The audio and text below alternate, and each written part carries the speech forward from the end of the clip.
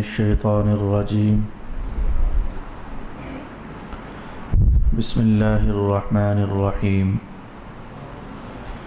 طه ما أنزلنا عليك القرآن لتشقى إلا تذكرة لمن يخشى تنزيلا ممن خلق الأرض والسماوات العلى الرحمن على العرش استوى له ما في السماوات وما في الأرض وما بينهما وما تحت الثرى وإن تجهر بالقول فإنه يعلم السر وأخفى الله لا إله إلا هو له الأسماء الحسنى صدق الله مولانا العظيم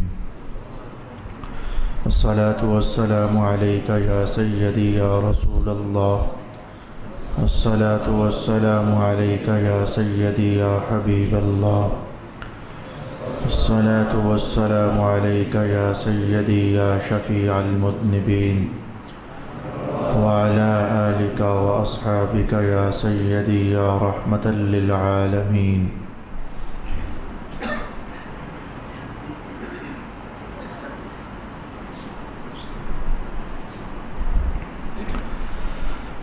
اللہ ہی کے نام سے شروع کرتا ہوں جو نہایت رحم فرمانے والا بہت مہربان ہے۔ طٰہٰ، ہم نے یہ قرآن آپ پر اس لیے نازل نہیں کیا کہ آپ مشقت میں پڑ جائیں، یہ صرف ان کے لیے نصیحت ہے جو اللہ سے ڈرتے ہیں۔ اس کو نازل کرنا اس کی طرف سے ہے جس نے زمینوں کو اور بلند آسمانوں کو پیدا کیا، جو رحمان ہے اور اپنی شان کے لائق عرش پر جلوہ فرما ہے۔ اسی کی ملکیت میں ہے جو کچھ آسمانوں میں ہے اور جو کچھ زمینوں میں ہے اور ان کے درمیان میں ہے اور زمین کی تہہ میں ہے۔ اور اگر آپ بلند آواز سے بات کریں تو بے شک وہ آہستہ اور اس سے بھی زیادہ پوشیدہ باتوں کو جانتا ہے۔ اللہ معبود ہے، اس کے سوا کوئی عبادت کا مستحق نہیں ہے، تمام اچھے نام اسی کے ہیں۔ صدق اللہ مولانا العظیم۔ اللہ رب العالمین کا فضل ہوا اور اس کا کرم، رمضان المبارک کے بعد ایک بار پھر اللہ کی توفیق سے ہم قرآن حکیم سیکھنے کے لیے اللہ کے گھر میں اکٹھے ہوئے۔ اللہ تعالیٰ آج سورہ طٰہٰ اس کی توفیق سے جو ہم نے شروع کی ہے، اسے اختتامی مراحل تک پہنچنے میں ہماری مدد فرمائی، اور ایسے ہی قرآن حکیم کے بہت سارے حصص 14 سپاروں کی صورت میں جو باقی ہیں، اللہ تعالیٰ انہیں سیکھنے میں ہماری مدد فرمائے۔ پہلی چند آیات بینات کی تلاوت آپ نے سماعت کی ہے اور اس کا ترجمہ بھی میں نے آپ کی خدمت میں پیش کر دیا۔ چونکہ سورت کا افتتاح ہے اور آغاز، اس لیے کچھ بنیادی تعلیمات اور معلومات سے ہمیں ہر سورت کے شروع کی طرح گزرنا ہے اور سیکھ کر پھر اگلے مضامین کی طرف بڑھنا ہے۔ اس سلسلے میں سب سے پہلی چیز جو سورہ طٰہٰ کے متعلق آج میں آپ کی خدمت میں کہنا چاہوں گا، اس سورت کی فضیلت کے متعلق ہے۔ قرآن پاک کے مختلف حصوں کے لیے رسول اللہ صلی اللہ علیہ وآلہ وسلم نے مختلف قسم کی فضیلت، اجر، ثواب اور فائدہ اور نتیجہ ارشاد فرمایا ہوا ہے۔ ہر صورت جب شروع ہوتی ہے تو وہاں بیان کر بھی دیا جاتا ہے۔ آج جب کہ ہم سورہ طٰہٰ شروع کر رہے ہیں تو میرے ہاتھ میں اس وقت الدر المنصور حضرت امام جلال الدین سیوطی کی ہے۔ آپ نے اس سلسلے میں 2 احادیث شریفہ نقل فرمائی۔ پہلی حدیث کے راوی حضرت ابو ہریرہ رضی اللہ تعالی عنہ ہیں۔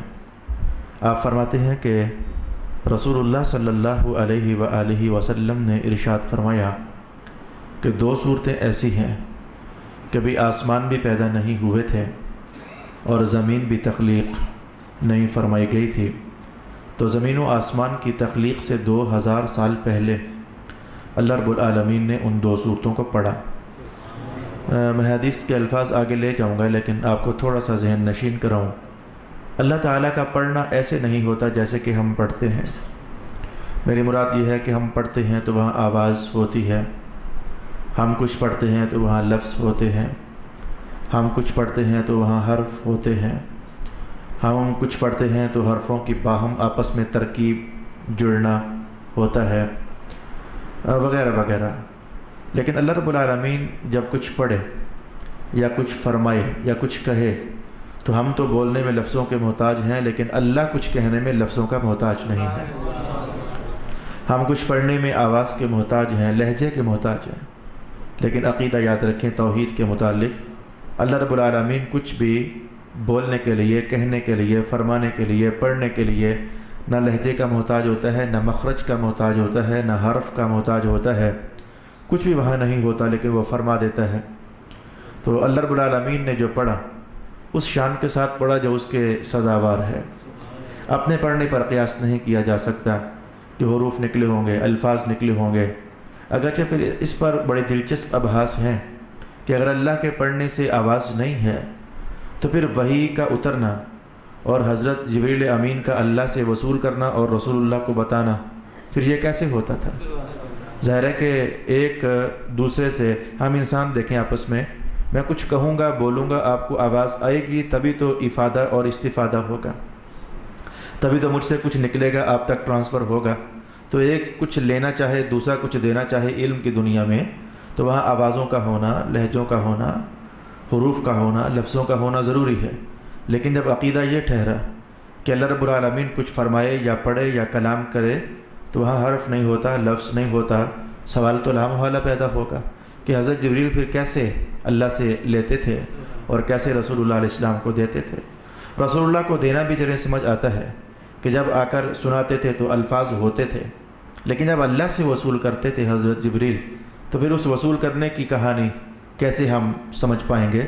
تو یاد رکھنا کہ اللہ کی شان ہے کہ وہ بعض اوقات بہت لمبی لمبی باتیں، لمبی لمبی کہانیاں، ہم بیٹھے ہوتے ہیں اکیلے خاموش، تو خاموش رہنے کے باوجود ہمارے دلوں میں ڈال رہا ہوتا ہے، ہم کچھ سوچ بھی رہے ہوتے ہیں، ہم بات کر بھی رہے ہوتے ہیں، حالانکہ وہاں ہم کسی سے کچھ لیتے نہیں ہیں، آواز نہیں سنتے، خاموش تنہا کمرے میں، لیکن بہت ساری کہانیاں ہمارے وجود میں اور ہمارے ذہن میں چل رہی ہوتی ہیں۔ بس کچھ ایسی سی کیفیت سمجھیں کہ جو کچھ بھی اللہ رب العالمین نے بطور وحی حضرت جبریل امین کو عطا فرمانا ہوتا تو بغیر آواز کے حضرت جبریل کے دل میں ڈال دیا جاتا، اور وہ جو دل میں ڈلا ہوتا پھر آپ لیتے اور رسول اللہ علیہ السلام کو اس دل کی آواز کی کہانی الفاظ کی صورت میں سنا دیتے تو رسول اللہ علیہ السلام وحی قبول فرما لیا کرتے تھے۔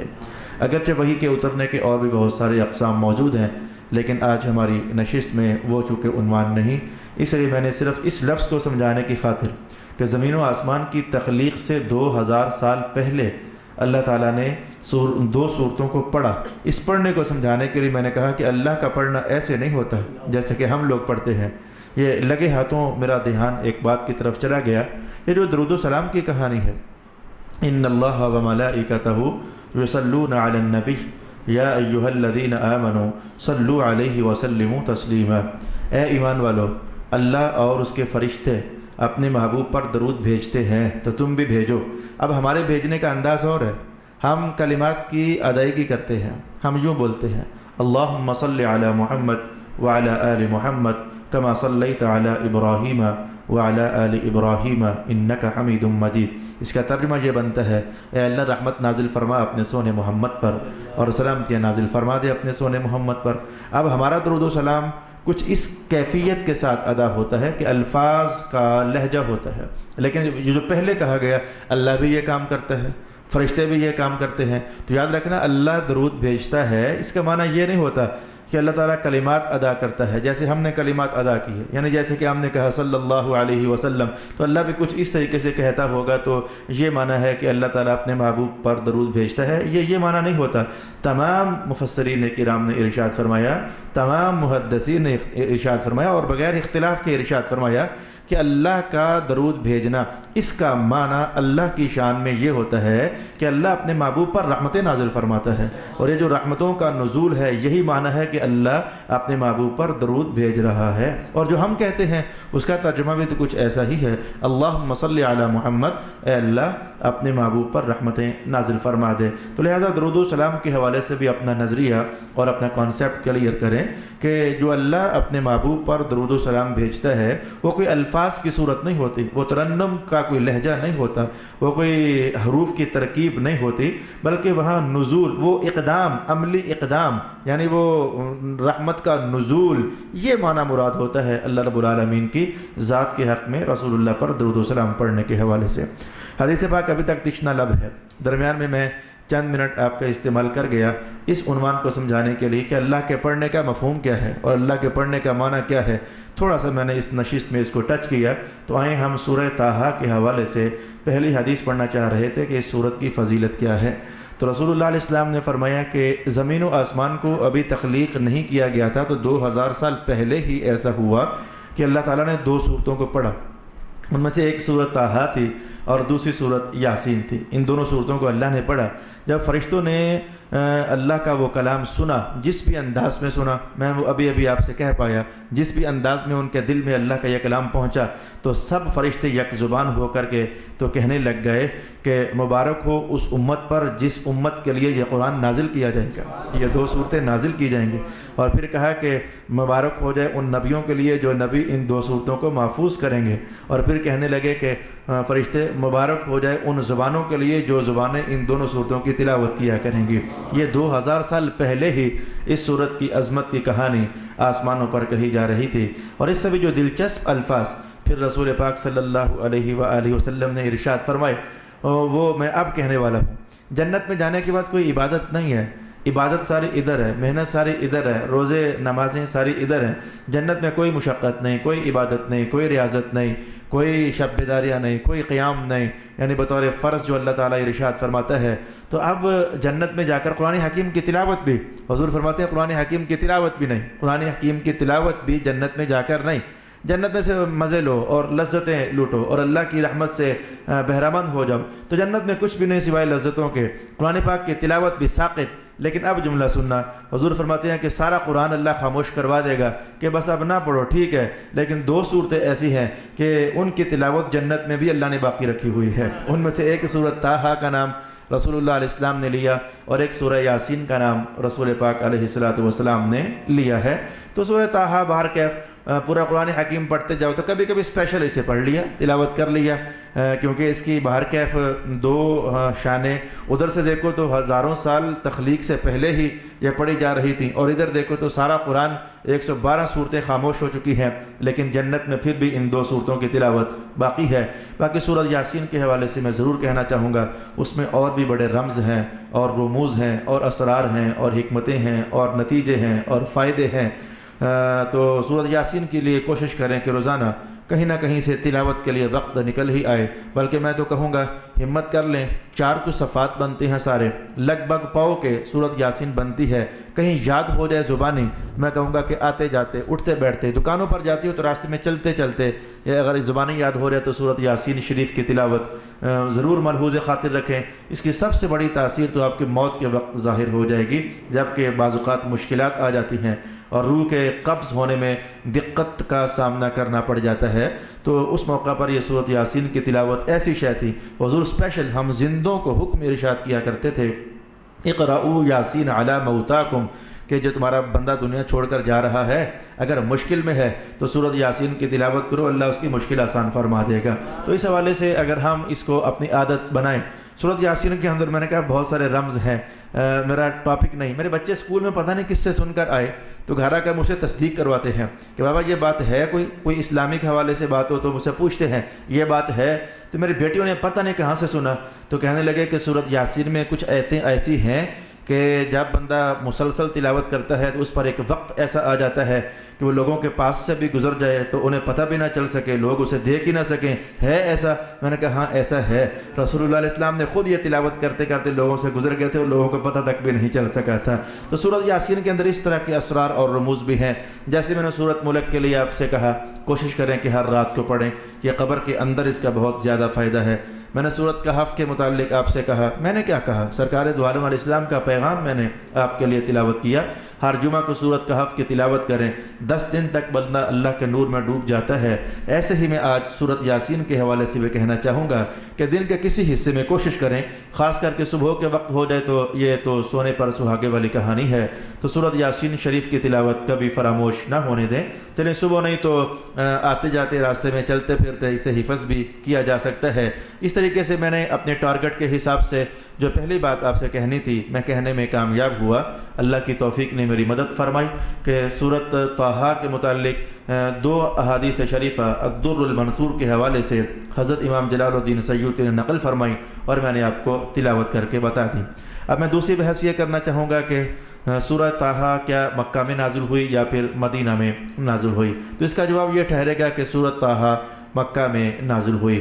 جب میں سورۃ مریم کی ابتدائی کہانی آپ سے کہہ رہا تھا تو پھر میں نے آپ کو رک کر کے وہاں مکی صورتوں کا مزاج سمجھانے کی کوشش کی تھی کہ مکی صورتوں میں توحید پر بات ہوتی ہے، مکی صورتوں میں عقائد پر بات ہوتی ہے، مکی صورتوں میں پہلے انبیاء کے حوالہ جات قائم کیے جاتے ہیں، مکی صورت میں مرنے کی باتیں ہوتی ہیں، مکی صورت میں مرنے کے بعد اٹھنے کی باتیں ہوتی ہیں، مکی صورت میں حساب و کتاب کا عنوان چھڑا جاتا ہے۔ کچھ اس طرح کے مضامین ہوتے ہیں جو مکی صورتوں کا مزاج بنتے ہیں۔ پھر میں نے سورۃ مریم کی داستانوں میں سے ایک داستان آپ سے یہ بھی کہی تھی، یہ کیسے پہچانا جاتا ہے اور یہ کیسے ٹریس کیا جاتا ہے کہ کون سی صورت مکہ میں نازل ہوئی اور کون سی مدینہ میں نازل ہوئی۔ اس سلسلے میں ظاہری شواہد بھی ہوتے ہیں اور ظاہری بیانات بھی ہوتے ہیں، اور کبھی ایسا ہوتا ہے کہ مکی اور مدنی صورت کو پہچاننے کے لیے کچھ آثار اور شواہد ایسے ہوتے ہیں جن سے استدلال بھی کیا جاتا ہے۔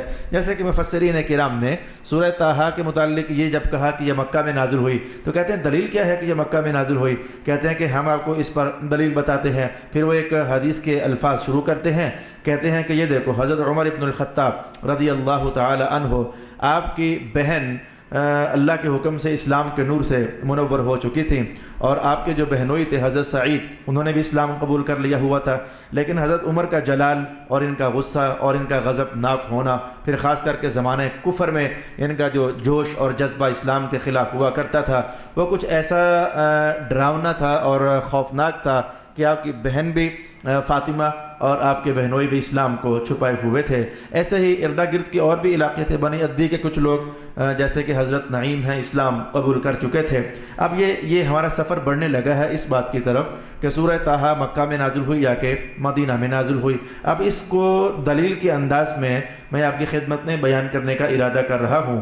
تو حضرت عمر ابن الخطاب رضی اللہ تعالی عنہ کے ڈر سے ان دونوں نے، یعنی آپ کی بہن نے اور آپ کے بہنوئی نے، اسلام کا اظہار نہ کیا اور بس چھپ چھپ کر کے قرآن حکیم پڑھتے بھی تلاوت بھی کرتے۔ حضرت خباب رضی اللہ تعالی عنہ گھر میں آ کر کے تو آپ کو قرآن سکھایا کرتے تھے۔ تو آج حضرت عمر ابن الخطاب اسلام کے خلاف آپ کو پتہ ہے کہ جہاں بھی نیکی کا سرچشمہ پھوٹتا ہے تو وہاں شیاطین ہجوم کرتے ہیں اور اس نیکی کی آواز کو دبانے کی ہر ممکن کوشش کرتے ہیں، ہر ممکن اقدام کرتے ہیں کہ یہ نیکی کا سرچشمہ کہیں پھیل نہ جائے اور کہیں پھل نہ جائے، اور اس کے دوش سے ابھرنے والی جو آوازیں ہیں کہیں ایسا نہ ہو جائے کہ وہ کائنات کے افق پر چھا جائیں اور ہماری شیطانی آوازیں مغلوب ہو جائیں۔ یہ بڑے زمانوں سے یہ کوشش چلتی رہی اور ہر نیکی کے مقابلے میں کوئی نہ کوئی شر ہر دور میں ہر زمانے میں سر ابھار کر کے تو مقابلہ بازی کے چیلنج کرتا رہا۔ تو کفار مکہ کو بہر کیف اب نہیں پسند تھے رسول اللہ علیہ السلام، کچھ عرصہ پہلے تک تو پسند تھے، صادق بھی کہا جاتا، امین بھی کہا جاتا، اور امانت داری کی کہانیاں بھی چھڑتیں، حضور کی شرافت کے بھی چرچے تھے، جوانی کی پاکیزگی کی کہانیاں بھی مکہ والوں کے زبان پر چلتی تھیں، آپ کا صادق الوعد ہونا یہ بھی سارے جانتے تھے۔ تو ہر خوبی کے حوالے سے رسول اللہ علیہ السلام چھائے ہوئے تھے مکہ والوں کے ماحول پر، لیکن نہ جانے کیا ہوا کہ جب حضور نے اتنا فرما دیا کہ اللہ ایک ہے، یہ سارے بت یہ تو خدا ہے ہی نہیں ہے، یہ تو جھوٹے خدا ہیں، اور یہ تمہارے مغالطے ہیں کہ تم نے ان بتوں کو اپنا رب تسلیم کیا ہوا ہے۔ اب یہ آواز کیا کہنی تھی؟ کل تک صادق کہنے والے اب ان کے انداز ہی بدل گئے، اب رسول اللہ کو وہ فتنہ باز کہنے لگ گئے اور اس طرح کے جملے کسنے لگ گئے کہ جب سے انہوں نے اپنی آواز اٹھائی ہے تحریک نبوت کی تو اس وقت سے تو خاندانوں سے لڑ گئے ہیں، باپ بیٹے سے جدا ہو گیا ہے۔ اب ظاہر سی بات ہے، اگر بیٹا مسلمان ہو گیا تو باپ کافر، اور اگر باپ مسلمان ہو گیا تو بیٹا کافر۔ تو اسلام اور کفر یہ ایک محبت کی پینگ میں جھولا تو نہیں جھول سکتے ہیں نا۔ تو اب یہ اس عنوان کو وہ مکہ والے تعبیر کرتے کہ بڑا فتنہ پڑ گیا، بڑا فساد پڑ گیا، آئے دن کوئی پروپیگنڈا، آئے دن کوئی نئی منصوبہ بندی اسلام کو دبانے کے لیے، لیکن کوئی کامیابی حاصل ہو نہیں رہی تھی۔ آج نہ جانے کیا دل میں خیال آ گیا حضرت عمر ابن الخطاب کے، اور وہ بس تلوار اپنی دیکھی اور اس کی دھار کو چیک کیا اور دل میں خیال سجا ہے کہ میں جا رہا ہوں حضور رحمت عالم علیہ السلام کو قتل کرنے کے لیے۔ تو ابھی راستے میں ابھی مسلمانوں کی تعداد بھی اتنی زیادہ نہیں ہوئی تھی۔ ظاہر ہے کہ اسلام کا پہلا دور بنتا ہے، اور حضرت عمر نے اسلام کا قبول کیا۔ ایک روایت کے مطابق سن 2 اعلان نبوت میں، ایک کے مطابق چلیں 3 میں یا پھر 4 میں، یعنی اسلام کے اعلان سے پہلے 2-3 سالوں کے اندر آپ نے اسلام قبول کر لیا تھا۔ تو تلوار لے کر جا رہے ہیں اور ماتھے پر ایک مخصوص قسم کے آثار ہیں اور تیور ہیں۔ تو راستے میں حضرت نعیم کی بنو عدی کا وہ شخص جو اسلام قبول کر چکا تھا لیکن اسلام ظاہر ابھی نہیں کر سک رہا تھا، تو ملاقات ہوئی تو کہا عمر تیرے انداز آج بدلے ہیں، یہ آئے تلوار تو تھامے تو کدھر لپک رہا ہے؟ تو عمر نے بھی صاف کہہ دیا یہ اس دور کا عمر ہے جو آج ہمارے ایمان کا حصہ ہے، عمر ابن الخطاب ہے، مسلمانوں کے خلیفہ دوم ہے۔ یہ میں اس دور کے عمر کی کہانی جو چند لحظوں کے بعد ان کی تقدیر آج بدلنے والی ہے۔ تو تقدیر بدلنے سے پہلے کا نام میں لے رہا ہوں کہ عمر کے انداز بدلے دیکھ کر کے تو کہا میں تو بس آج محمد کا خاتمہ کرنے کے لیے جا رہا ہوں۔ تو حضرت نعیم رضی اللہ تعالیٰ عنہ اسلام قبول ہو چکا تھا، تو اب آپ کچھ ایسا بھی کرنا چاہتے تھے کہ یہ تو بڑی غلط بات ہے کہ ہمارے محبوب رسول کے خلاف کوئی تلوار اٹھا کر انہیں شہید کرنے کے لیے بڑھ جائے۔ تو عمر کی توجہ کو پھیرنے کے لیے حضرت نعیم نے کہا اچھا چلے ہیں باہر والوں کو ٹھیک کرنے، پہلے گھر کی تو خبر لے لو، بہن تمہاری مسلمان ہو چکی ہے، پہلے گھر کا تو پتہ چلا لو، تمہارا جو بہنوئی ہے وہ اسلام قبول کر چکا ہے، باتیں کرتے ہو کہ محمد نے ایسا کر دیا۔ مطلب یہ تھا کہ اب توجہ ٹوٹے گی تو جس غلط نظریے سے یہ ادھر جا رہا ہے تو کچھ تو دفع وقتی ہو جائے، اور یہ رسول اللہ علیہ السلام کو جو قتل کرنے کا منصوبہ اس کے ذہن میں گھوم رہا ہے، یہ منصوبہ ہلچل میں ہو جائے تو کہیں آگے پیچھے دائیں بائیں ہو جائے۔ حضرت عمر ابن الخطاب نے جب یہ سنا تو آگ جیسے بدن میں لگ گئی کہ میرے گھر میں محمد کے غلام رہتے ہیں اور مجھے پتہ نہیں ہے، اور میں ان کو خلاف تلوار اٹھا کر قتل کرنے کے لیے جا رہا ہوں۔ جلدی سے وہیں سے پلٹے اور جب گھر کے دروازے پر پہنچے تو اندر سے آواز آ رہی تھی قرآن حکیم کی تلاوت کی۔ حضرت خباب ابن عرب قرآن حکیم پڑھ رہے تھے اور آپ کی بہن اور آپ کے بہنوئی قرآن سن رہے تھے۔ دروازہ کھٹکا تو وہ دروازہ کھڑکنے کے بھی انداز سمجھا دیتے ہیں کہ آنے والا کون ہے۔ میاں ہر گھر کی ایک پرائیویسی ہوتی ہے، وہ مخصوص انداز میں اپنا دروازہ نوک کرتا ہے تو سمجھ آ جاتی ہے کہ کون آیا ہے۔ وہ بہن تو فوراً جیسے سمجھ گئی کہ بھائی آ گیا ہے اور لگتا ہے کہ خیر کے ارادے سے نہیں آیا، اشارہ کیا خباب کو، وہ گھر کے کسی کونے میں دبک گئے۔ قرآن حکیم صحیفہ نور جتنا بھی اترا ہوا تھا وہ ٹھپا اور بند کیا اور اسے ایک طرف محفوظ کیا، دروازہ کھولا۔ عمر داخل ہوتے ہی کہنے لگے یہ آواز کیسی تھی؟ تو انجان بن کر کہنے لگے کون سی آواز، کس آواز کی آپ بات کرتے ہیں؟ کہا میں نے کوئی عجب سی آواز سنی ہے، کوئی پڑھنے والا کوئی شے پڑھ رہا تھا۔ تو انہوں نے کہا ہم نے تو کوئی ایسی آواز نہیں سنی، آپ نے کون سی آواز سنی ہے؟ حضرت عمر سمجھ تو رہے تھے، انہوں نے فوراً کہا کہ چھپاؤ مت بہن، میں جانتا ہوں کہ تو اسلام قبول کر چکی ہے، چھپاؤ مت مجھ سے بہنوئی، میں جانتا ہوں کہ تم محمد کا کلمہ پڑھ چکے ہو۔ وہ جلالت میں آپ لہجہ تو حضرت سعید تو ذرا ایک طرف ہو گئے۔ تو حضرت عمر نے ایک تھپڑ کھینچ کر کے اپنے بہنوئی کے جب لگایا تو آپ کی ہمشیرہ اور بہن درمیان میں پڑی کہ یہ غلط بات ہے، میرے خاوند کے ساتھ یہ برا سلوک کرنا چاہتے ہیں۔ تو بہن کو بھی 2-4 تھپڑ لگا دیے، کچھ ایک تھپڑ تو ایسا زور کے لگ گیا کہ وہ مبارک منہ سے خون بھی نکلنے لگ گیا۔ معن بات جب بہن کی یہ کمزور حالت دیکھی کہ خون نکل رہا ہے، تھوڑا سا احساس ندامت ہوا کہ عمر ذرا صبر سے کام لے لیتے، کیا آخر اتنی جلدی تھی کہ اپنی بہن کو بھی نہ چھوڑا مارتے ہوئے اور اپنے بہنوئی کو بھی تھپڑ لگا دیے۔ تو دل تھوڑا سا ذرا رکا، ندامت کا احساس ہوا۔ تو کہنے لگے اچھا ذرا بتاؤ تو صحیح وہ کیا تھا، اچھا ذرا بتاؤ تو صحیح وہ کیا تھا جو تم پڑھ رہے تھے؟ اب آپ چونکہ بہن اور بہنوئی یہ کہہ چکے تھے کہ ٹھیک ہے اگر تمہیں پتہ چل گیا ہے تو چل جائے، بس اب ہم نے کلمہ پڑھ لیا ہے تو نہیں چھوڑیں گے۔ یہ جملہ تیزی سے اور لہجے کی بھی تیزی سے ان کی زبان سے نکل گیا۔ حضرت عمر رکے تو کہا اچھا وہ تھا کیا جو تم لوگ پڑھ رہے تھے؟ کہا ہم کیوں بتائیں کہ وہ کیا تھا، تجھے پتہ نہیں ہے کہ وہ پاک چیز تھی جو ہم پڑھ رہے تھے، وہ جو پاک چیز تھی، اور تو مشرک ہے، نجس ہے، پلید ہے، اور تیرا پلید ہاتھ ہم اس پر نہیں لگنے دینا چاہتے۔ حضرت عمر نے کہا اچھا تو میں کیا کروں، اگر میں اسے دیکھنا چاہوں تو کیا کروں؟ کہا پہلے غسل کر۔ اٹھے اور غسل کر لیا۔ اللہ تقدیر پھیر رہا ہے نا، اور اس تقدیر پھیرنے کا راز بتاتا ہوں میں، عن قریب بتاتا ہوں۔ تھوڑی دیر کے بعد حضرت خباب جب حالات بہتر ہوئے تو اس نکڑ سے نکلے، اور نکڑ سے نکل کر کہا عمر عمر یہ تیرا دل حضور کی طرف پھر رہا ہے نا، رات کو میرے مصطفیٰ نے تیرے لیے دعا فرما دی ہوئی تھی نا، اس لیے تیرا دل پھر رہا ہے۔ اور حضور نے کہا تھا اے اللہ یا عمر خطاب کا بیٹا دے دے یا پھر حشام کا بیٹا ابو الحکم مجھے دے دے، حضور نے دعا فرمائی تھی۔ تو لگتا ہے کہ تیرے حق میں میرے مصطفیٰ کی دعا قبول ہو گئی ہے، تو باتیں اب ان کی طرف داری کی کرنے لگ گیا ہے۔ تو رات کو راز یہ ہو چکا تھا، کل کی رسول اللہ علیہ السلام نے دعا فرما دی ہوئی تھی۔ کہا اچھا اب تو میں نے غسل کر لیا، تو بتاؤ نا وہ تھا کیا؟ تو حضرت اس موقع پر آپ کی بہن فاطمہ نے وہ صحیفہ نور اٹھایا، اور جو جس سورت کی تلاوت چل رہی تھی وہ سورت طٰہٰ تھی۔ تو وہ طٰہٰ کے الفاظ حضرت عمر نے اپنے سامنے کھولے اور پڑھنے لگ گئے۔ تو پڑھتے پڑھتے الفاظ روک کر کے تو یہ جملہ بولنے لگ گئے بڑا لذیذ کلام ہے، اور پھر مزید تلاوت آگے بڑھ گئی اور کہا کہ بڑی دلچسپیاں ہیں اس میں، تو اس طرح کے جملے بولے۔ تب حضرت خباب ادھر سے نکلے اور کہا کہ رسول اللہ علیہ السلام کی دعا ہے جو تیرے لیے قبول ہو چکی ہے اے عمر۔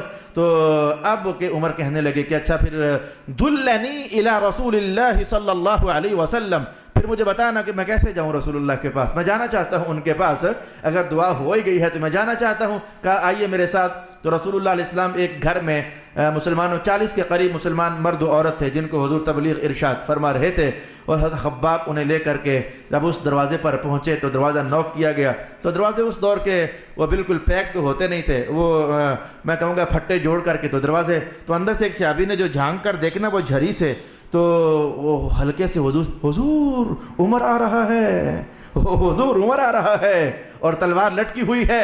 ابھی حضور تو کچھ نہ بولے، حضرت حمزہ رضی اللہ تعالی عنہ سید الشہداء جیالے تھے، بہادر تھے، اور کیا شان تھی آپ کی جرأت مندی کی، ادھر ہی کہنے لگے آتا ہے تو آنے دو، اگر خیر کا ارادہ ہوا تو خوش آمدید، اور اگر خیر کا ارادہ نہ ہوا نا تو میں اسی کی تلوار سے اسے قتل کروں گا۔ اور یہ مجاہدوں کا اور یہ جرأت مندوں کا اور یہ شجاعوں کا اور یہ بہادروں کا بڑا پرانا جملہ ہے کہ میں اس کے گھر میں جا کر اسے ماروں گا اور میں اس کی تلوار پکڑ کر اس کو ماروں گا۔ مانا یہ تھا کہ اسے مارنا کوئی مشکل نہیں ہے، میری اپنی تلوار گھر بھی پڑی ہو تو اسی کی چھین کر اسے مار دوں گا۔ تو کہا کہ اگر خیر کے ارادے سے آیا ہے تو خوش آمدید، مرحبا، اہلاً و سہلا، اور اگر ارادہ ٹھیک نہ ہوا تو میں اسی کی تلوار پکڑ کر اسے مار دوں گا۔ اب رسول اللہ علیہ السلام بھی سمجھتے تو تھے کہ حضرت عمر پرانا دشمن ہے اور مزاج کا بھی تیز ہے، تو حضور اپنی نشست سے اٹھے، کہا دروازہ کھولو، وہ دروازہ کھولا گیا۔ حضور نشست سے اٹھے تو کیفیت یہ تھی کہ اپنے مبارک تہبند کو ذرا وہ گرا مضبوط کر رہے تھے۔ یہ پنجابی سٹائل ہمارے ہاں بھی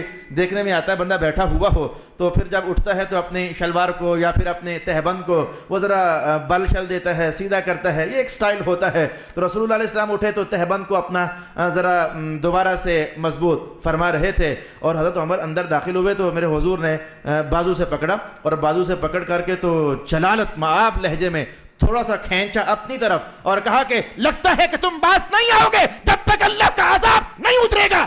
یہ ایسا جلالت مآب لہجہ تھا۔ عمر کہنے لگے حضور پوچھتے لیں میں آیا کدھر ہوں؟ حضور مجھ سے آپ پوچھے تو صحیح میں آیا کدھر ہوں؟ کہا اچھا بتا کدھر آئے ہو؟ کہا حضور وہ جو آپ پیغام لے کر آئے ہیں اس پیغام کو قبول کرنے کے لیے آیا ہوں۔ اس موقع پر پھر رسول اللہ علیہ السلام نے کلمہ ایمان سے آپ کے دل کو نور بخشا۔ لیکن یہاں اس روایت کے کہنے سے جو مفسرین نے استدلال کیا، فرماتے ہیں کہ یہ سورۃ طٰہٰ مکہ میں نازل ہوئی تھی، اس لیے کہ حضرت عمر کا اسلام مکہ میں ہے، اور حضرت عمر اسلام قبول کرنے میں جو مختلف اسباب تھے ان میں ایک سبب سورہ طٰہٰ کی تلاوت کا سننا بھی تھا اور سورہ طٰہٰ کی تلاوت کا کرنا بھی تھا۔ تو اس لیے چونکہ یہ سارا کیس مکہ میں واقع ہوا تو سورۃ طٰہٰ بھی مکہ میں نازل کی گئی رسول پاک صلی اللہ علیہ وآلہ وسلم کے قلب ناز پر۔ اس طریقے سے میں نے اپنی گفتگو کا دوسرا حصہ مکمل کر لیا کہ سورہ طٰہٰ مکہ المکرمہ میں نازل ہونے والی سورت ہے۔ پھر اس کے شان نزول کے حوالے سے یہ مکہ میں اتری تو اتری کیوں تھی، کیا ہوا تھا؟ سورہ مزمل نازل ہو چکی تھی، جس میں پہلے پہلے کلمات یہ ہیں یا ایھا المزمل قم اللیل، اے چادر اوڑھنے والے محبوب رسول اٹھا کرے رات کو، الا قلیلا، ہاں تھوڑا سا بس آپ آرام بھی کر لیا کریں، باقی آپ قیام فرمایا کریں۔ اللہ کا حکم کیا نازل ہونا تھا، حضور رحمت عالم کے قیام، حضور رحمت عالم کے قیام، لمبے لمبے قیام شروع ہو گئے، اور یہ الفاظ تو آپ نے آج سے پہلے پڑھے اور سنے کہ اتنے لمبے قیام ہوتے کہ مبارک پاؤں پر ورم اور سوج پیدا ہو جاتی، یہاں تک الفاظ تو آپ نے پڑھے، لیکن آج جو میرے پاس تازہ الفاظ ہیں جو آپ کی خدمت میں بیان کرنا چاہتا ہوں، یہاں تک بھی ہوا کہ حضور کا قیام اتنا لمبا ہوتا کہ ایک قدم، دو قدم تھے حضور کے، تو ایک قدم کا بھی حضور ایک پاؤں پر رکھ لیتے، معنی یہ تھا کہ وہ جیسے ٹیک لگانا، سہارا لینا، تو پھر جب ادھر سے محسوس ہوتا کہ تھکاوٹ ہے تو پھر حضور اسے نیچے کرتے اور دوسرا اس کے اوپر رکھ لیتے۔ اس طریقے سے لمبے لمبے قیام رسول اللہ علیہ السلام کیا کرتے تھے۔ جو علماء یہاں تشریف فرما ہیں انہیں میں ایک باریک اشارہ کرنے لگا ہوں۔ امام اعظم ابو حنیفہ اسی لیے تو فرماتے ہیں کہ کثرت سجود سے طول قیام افضل ہوتا ہے، یعنی آپ کے پاس 10 منٹ ہیں تو 10 منٹوں میں آپ 6 رکعتیں پڑھ سکتے ہو، تو کہا یہ افضل نہیں ہے، 10 منٹوں میں رکعتیں آپ 2 ہی پڑھیں لیکن قیام لمبا کریں، اس میں تلاوت زیادہ کریں۔ یہ حنفیوں کا مسلک ہے۔ تو میں نے کہا کہ یہ دیکھیں رسول اللہ علیہ السلام کثرت سجود نہیں ہے، طول قیام ہے، وہ لمبا لمبا قیام جس سے پاؤں میں سوجن یا ورم آ جاتے، یا پھر لمبا لمبا قیام جس سے ایک پاؤں دوسرے پر آپ رکھتے اور دوسرا پاؤں پہلے پر آپ رکھتے۔ تو جب اللہ رب العالمین نے اپنے محبوب کی اطاعت گزاری کا یہ نقشہ دیکھا، جانتا تو وہ پہلے بھی تھا، لیکن عملی دنیا میں جب یہ مشاہدہ اللہ رب العالمین نے مصطفیٰ کریم علیہ السلام کی نماز کا فرمایا تو پھر اس موقع پر یہ قرآن کا حصہ نازل ہو گیا۔ رب کائنات نے کہا کہ وہ جو ہم نے نازل کیا تھا کہ راتوں کو اٹھا کریں، اب اس کے نازل کرنے سے مقصد یہ تو نہیں تھا، کون سا؟ الفاظ سنیے، طٰہٰ ما انزلنا علیک القرآن لتشقیٰ،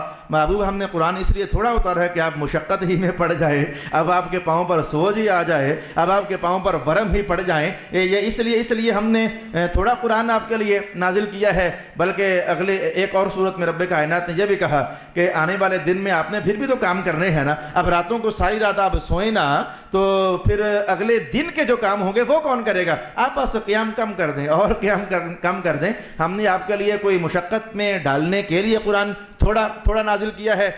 حضور رحمت عالم کی اس حالت کو دیکھ کر اللہ تعالیٰ دیکھو محبوب کی محبوبیت کو نبھا رہا ہے، لیکن مکہ والوں نے کوئی اور ہی جملے اس پر بول دیے۔ یاد ہے آپ کو ایک موقع پر میں نے باقاعدہ درس قرآن دیا تھا کہ آپ سر سے لے کر پاؤں تک نیکی کی تصویر بھی بن جائے نا تو پھر بھی کوئی نہ کوئی زبان آپ کے خلاف زہر اگل ہی دے گی اور وہ آپ کے خلاف کوئی نہ کوئی تیر چلا ہی دے گی۔ یہ انسانوں کی زبان سے بچنا، میں کہوں گا کہ انبیاء کرام کے خلاف زبانیں کھلیں، میں کہوں گا کہ اللہ رب العالمین کے خلاف بھی تو بندوں نے باتیں کی ہیں، نہیں مانا ہے، صحابہ کے خلاف اور نہ جانے کہاں کہاں۔ اب حضور یہ نماز میں مسلسل اطاعت الہی کی تصویر بنے ہوئے ہیں، لیکن مکہ والے کہتے ہیں، پتہ کیا کہتے ہیں کہ یہ دیکھو ساری رات کھڑا رہتا ہے محمد، یہ جب سے اس نے ہمارے خداؤں کی مذمت کرنا شروع کی ہے نا تو اس کو یہ سزا ملی ہے کہ رات کو نیند ہی نہیں آتی ہے، کھڑا اس کو رات گزارنی پڑ جاتی ہے۔ رسول اللہ کی نماز کی حالت کو مکہ والے اس بات پر معمول کرنے لگ چکے تھے۔ اس موقع پر یہ آیات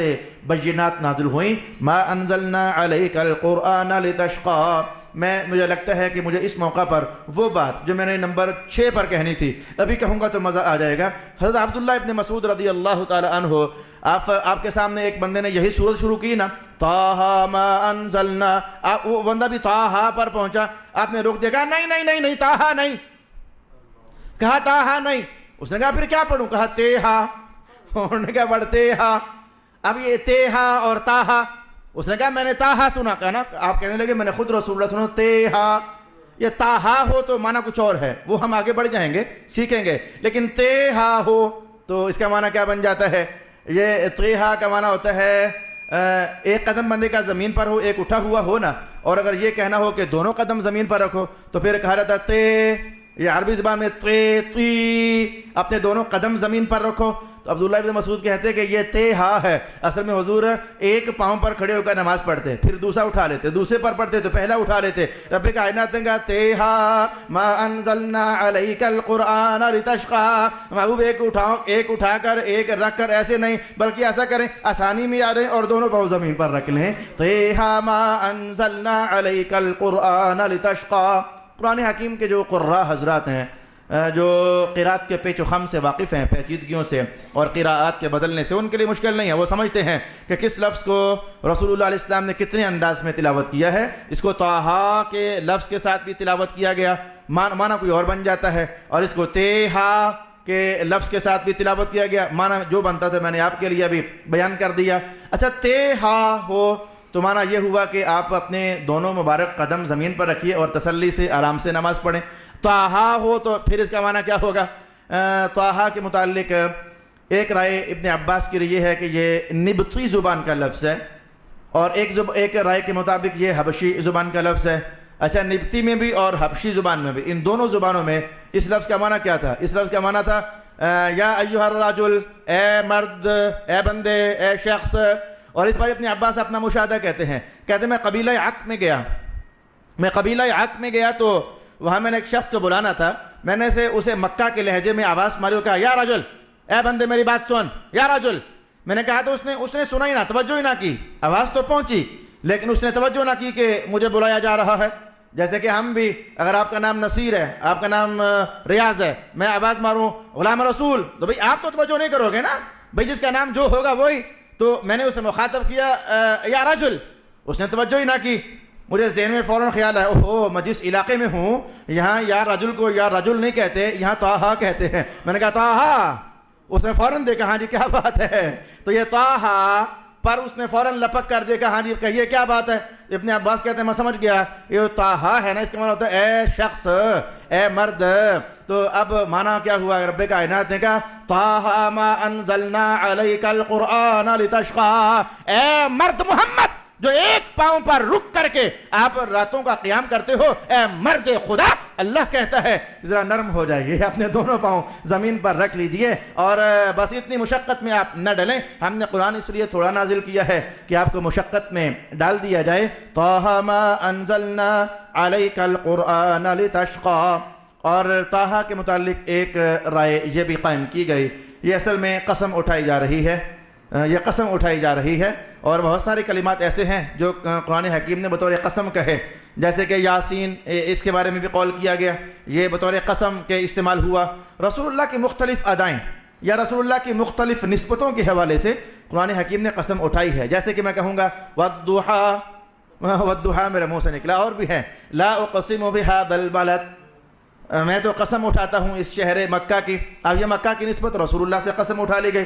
یہ والضحیٰ میرے منہ سے نکلا. میں اس پر آپ کو دلچسپ کہانی بتاتا ہوں. یہ چند دن پہلے رمضان المبارک کی شاید بات ہے، کیبل پر بیٹھا درس قرآن سن رہا تھا، اپنا نہیں، ایک اور مولوی صاحب کا، اور مولوی صاحب اپنے بھی نہیں تھے.